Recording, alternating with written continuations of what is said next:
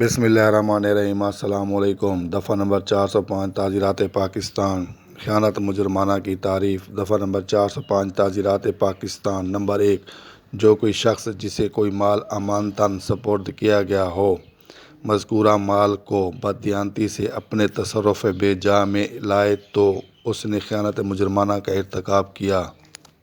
Number 2، کسی امانت کو بددیانتی سے اپنے تصرف بے جا میں لائے تو اس نے خیانت مجرمانہ کا ارتکاب کیا۔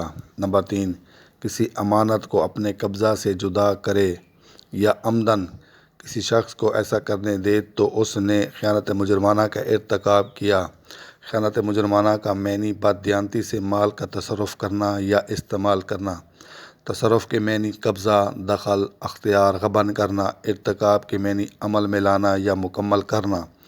تصرف بے جا کے معنی خیانت کرنا یا غبن کرنا، کسی مال پر ناجائز قبضہ کرنا۔ عمداً کے معنی جان بوجھ کر، دانستہ، ارادتاً، نیت یا ارادے کے ساتھ۔ مذکورہ کے معنی جس کا ذکر کیا گیا ہو۔